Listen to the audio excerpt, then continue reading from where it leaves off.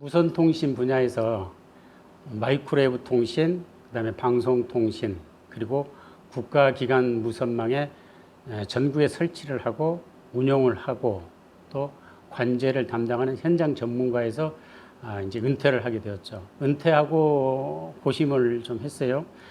그동안 관심을 가지고 수집해온 소장품들을 여러 사람들에게 보여주는 게 좋겠다 해서 근대통신박물관을 운영하게 된 이세훈입니다. 제가 어렸을 적에 동네에는 전파사라는 게 있었어요.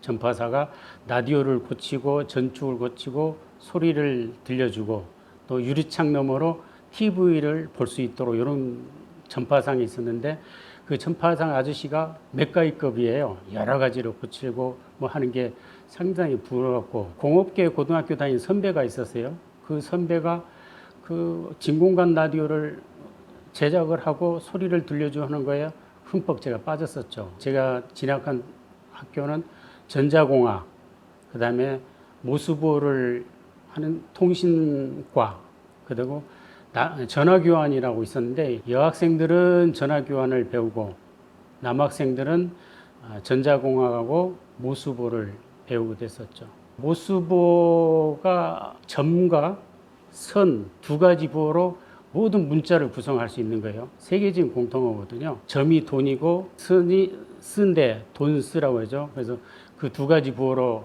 하게 되는데 돈쓰 막 쫙 연습을 하면은 우리 식구들은 알죠. 아, 저놈이 무선통신 모수보를 연습을 하고 있구나 하는데 주변에서는 이거 간첩이다.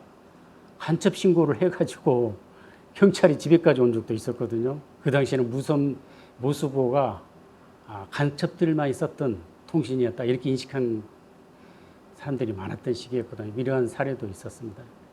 1979년도에 최신부의 공무원, 통신을 담당하는 공무원에 임용돼서 전주에서 강릉까지 발령을 받게 돼서 거기서 근무하게 됐는데, 그 당시에 제가 담당했던 업무는 시외 전화망을 구축하고 운영하는 거였어요. 1983년도에는 국가사업으로 통신통합이라는 사업이 있었어요. 이 사업은 뭐냐면은 고지중개소라든지 각 통신소에 국가기관망들이 모든 부처망들이 시설이 돼 있는 거예요. 그 시설을 전문 회사인 통신회사에 통합하는 국가사업이 있었거든요. 거기에 인수반으로 참석해서 전국을 순회하며 시설을 인수를 하고 운영 담당을 했었고요.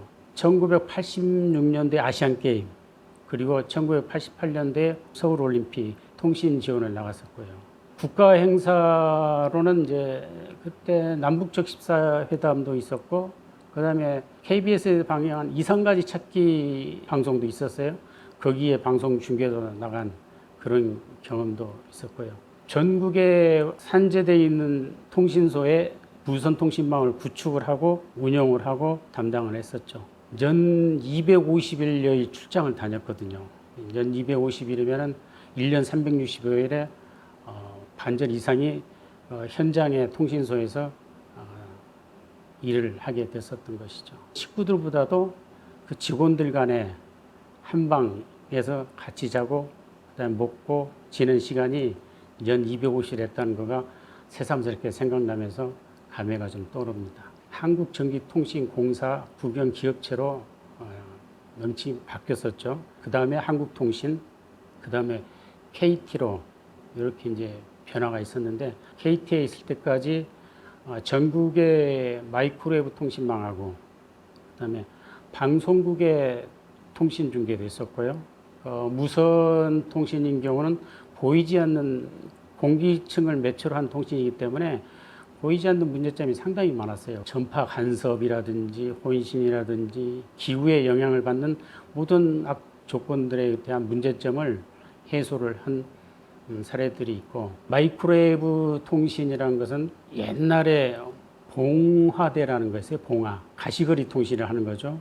마이크로웨이브도 가시거리 통신인데 통신 지점 간의 간섭이나 어떠한 장애가 없는 통신이 마이크로웨이브 통신이에요. 우리나라 마이크로웨이브 통신이 1968년도에 12월 달에 서울에서 부산까지 개통을 하면서 전국 시해망의 일익을 담당을 했었죠. 우리나라의 최초 칼라 TV 방송도 마이크로웨이브망을 이용을 했던 거예요. 방송사에 보시면은 파라보라 안테나가 많이 있을 거예요. 그게 마이크로웨이브 통신인데, 마이크로웨이브 통신을 이용해서 중계를 지금도 많이 하고 있죠. 서울 올림픽 때는 제가 이제 성화봉송하고 방송 중계 지원을 했는데요. 서울 올림픽 대회 성화를 밝혀줄 성화가 그리스 아테네에서 제주로 오게 되죠. 제주에서 그 잠실 주 경기장까지 4,168km의 성화봉송로죠. 그 성화봉송로에 주자가 있고, 그다음에 성화봉송 지휘단이 있고, 그 지휘단하고 조직위원회 간에 실시간 통신을 해야 되거든요. VHF 무전망 중계를 이용을 해서 주자가 가는 상황을 조직위원회까지 연락을 했었죠. 그 VHF망 중계는 성화봉송 주자가 가는 지역을 따라가면서 차량에 VHF 무선 중계망을 설치를 했어요. 주자가 가는 위치를 찾아다니면서 무선 중계를 해서 서울 올림픽 조직위원회까지 실시간으로 중계를 하게 됐었죠. 성화봉송이 끝나고 바로 저는 이제 TV 방송 중계 지원을 나가게 됐죠. 여의도 KBS에 있는 IBC 국제방송센터에서 방송 중계 역할을 하게 됐는데요. 각 경기장에서 경기 상황을 IBC까지 133회선이에요. TV 방송이 133회선을 중계를 해서 IBC에서 전 세계인에게 그 경기 상황을 TV를 중계하는 그 업무 역할을 했었습니다. 그 당시 1988년도에 대한민국의 통신 상황은 그리 좋지 않았어요. 그래서 서울 올림픽 개최가 결정을 되고 IOC 위원회에서 한국의 통신에 미비된 점이 문제가 있다 해서 문제를 삼았어요. 당시 삼성전자에서는 그 미국 모토로라 다이내틱 8000X라는 단말기를 들여와서 분해를 하고 조립을 하고 이런 과정에서 기술을 습득해서 국내 최초 자체 기술로 국산 1호 이동통신기기 SH100이라는 단말기를 만들게 됐죠. 이 SH100 단말기는 일명 저희들이 벽돌폰 또는 냉장고폰, 망시폰이라고 불렀거든요. 상당히 컸습니다. 단말기 크기가 20cm고 안테나 길이가 20cm, 즉 40cm 되는 그 단말기였거든요. 그때 이렇게 이동통신 기기를 선보이면서 IOC 위원들 또는 우리 참석한 임원들에게 한국의 과학기술 발전을 보여줬다는 것도 큰 기대가 있었다고 봅니다. 통신박물관을 검색을 하게 되면은 우리나라의 통신박물관은 없어요. 외국의 통신박물관들은 이제 가끔 이제 검색이 되는데, 그래서 국내 전문적인 통신박물관이 없다는 게 좀 아쉬움이 있었어요. 제가 이제 40여 년 현장에 근무하면서 한게 기계하고 대화만 했던 거죠. 출근을 해서 기계 상태, 장비 상태를 점검을 하고 불량인지 또는 정상적으로 동작인지 이런 것들을 분석을 해서 기계하고만 계속 대화를 해왔던 것이죠. 인간적인 대화는 거의 많지 않았던 것 같아요. 퇴임 이후에 이제 기계하고 대화할 일은 거의 없을 것 같고, 그렇다면은 많은 사람들하고 대화하면서 이 통신 유물에 대해서 여러 가지 얘기를 한번 해보자 해서 이제 통신박물관을 운영한 계기가 되었고요. 우리나라의 국립박물관 같은 경우는 상당히 잘 돼 있어요. 그래서 그런 것을 모델을 좀 삼았고, 외국의 사례도 좀 모델을 삼았고, 일반적인 통신이 아니라 무선에 대한 전문적인 장비들을 수집해 왔기 때문에 이것은 좀 보지 못한 여러 사람들에게 보여줄 수 있는 좋은 기회가 되겠다, 이런 생각을 가지고 지금 운영을 하고 있습니다. 수집하는 과정에서 뭐 어떤 물품이, 오래된 물품이 있다, 그러면 바로 달려갑니다. 저는 이 많은 수집품을 정리할 동안은 진짜 어렵게 했어요. 서울에서부터 부산, 목포, 제주, 여수, 진짜 안 가본 데 없어요. 생각지도 못한 유물을 발견할 때가 있거든요. 제 뒤에 있는 이거 조작탁인데요.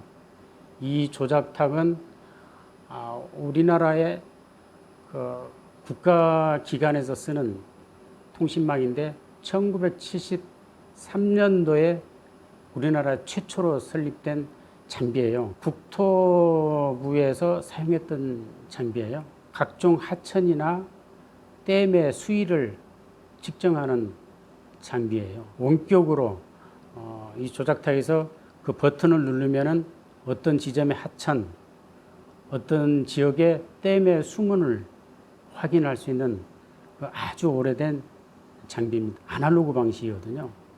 지금의 조작탁은 보시면 다 디지털로 해서 그 수치로 보여주고 램프로 보여주는데, 뒤에 보이는 이 조작탁은 하나하나 버튼을 눌러서 릴레이가 동작돼서 어떤 지점에 통신을 해서 그쪽에 데이터를 가져오는, 이 장비는 일본에서 2대를 제작을 해서 일본에 한 대, 한국에 한 대가 돌았는데, 그 일본에는 그 흔적은 지금 찾을 수 없고, 공교롭게도 한국에 한 대 있는 게 제 뒤에 있는 무선 통신 조작탁이거든요. 무게도 어마어마하게 무겁고 크기도 상당히 큰데, 이 조작탁을 발견했을 때는 진짜 가슴이 두근두근 뛰었죠. 개인이 사설로 박물관을 운영한다는 것은 굉장히 힘들죠. 정부나 지자체 또는 기업체 또는 그 뜻을 같이 하는 개인들이 있다면은 함께 힘을 합쳐서 멋있는 무선통신 박물관을 운영하는 게 제 희망입니다. 앞으로도 수집을 통해서 많은 유물을 분석을 하고 역사를 배우고 새로운 유산을 발굴하는데 노력을 할 계획입니다. 우리나라의 무선통신의 발달사를 보면은 서울올림픽을 기점으로 한 것 같아요. 서울올림픽 일정에 맞추어서 선보이게 된 아날로그 SH100이라는 이동통신 기기거든요. 이 이동통신 기기를 토대로 우리나라가 무수한 최초의 라는 타이틀을 거머쥔 단말기들이 상당히 많아요. CDMA 기술을 세계 최초로 채택을 해서 국제 표준을 만들었고, 와이브로 상용화 세계 최초로 했었고, 5G 이동통신 세계 최초로 상용화를 했었죠. 2030년경에는 6G 이동통신이 세계 최초 상용화가 되지 않을까 기대해 보고 있습니다. 저에게 무선통신이란 이 세상에서 아주 친한 친구 중마고예요. 제가 무선통신을 접하게 된 게 까까머리 때, 학생 때, 까까머리 때부터 지금의 백발대기까지 함께 해온 무선통신이거든요. 지금도 장비를 보고 있으면은 아주 애착심도 가지고 또 감회도 있고, 이것을 계속 함께 했으면 좋겠다 하는 제 마음입니다. 역시 무선통신은 나의 중마고예요.